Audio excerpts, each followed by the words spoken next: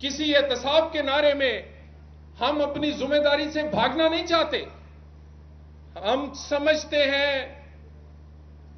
نواز شریف سمجھتا ہے کہ پاکستان کا مسئلہ صرف ایک ہے، روٹی روٹی اور روٹی. جب تک کہ غریب کا چولہا نہ چلے کسی احتساب کا کوئی فائدہ نہیں ہے.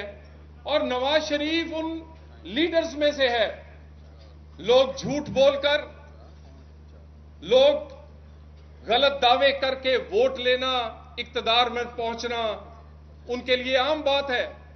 لیکن نواز شریف وہ تو کہتا ہے کہ میرے پاس ایک ہی اثاثہ ہے کہ میں جو کہتا ہوں وہ میں کرتا ہوں.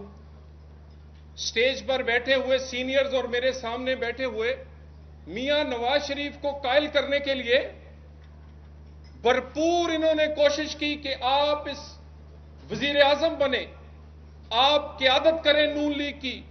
انہوں نے کہا مجھے کوئی ایسا لاہے عمل بتاؤ جس سے عام آدمی کے مسائل حل ہو سکے. میں پاکستان کے لوگوں سے جھوٹ نہیں بولوں گا، میں پاکستان کے لوگوں سے کوئی شعبدہ بازی 50 لاکھ گھر اور کروڑ نوکریوں کی نہیں کروں گا. میرا تو اثاثہ ہی ایک ہے، اور عمر کے اس حصے میں کوئی ایسا جھوٹا دعویٰ یا جھوٹ بولنا سمجھتا ہوں کہ گناہ کبیرہ ہے. مجھے کوئی ایسا لاہے عمل بتاؤ کہ عام آدمی غریب کے گھر کا چولہا چل سکے. انشاءاللہ تعالی مینار پاکستان پر وہ ایک عام تقریر نہیں، پاکستان کے مسائل کا حل وہ دیں گے.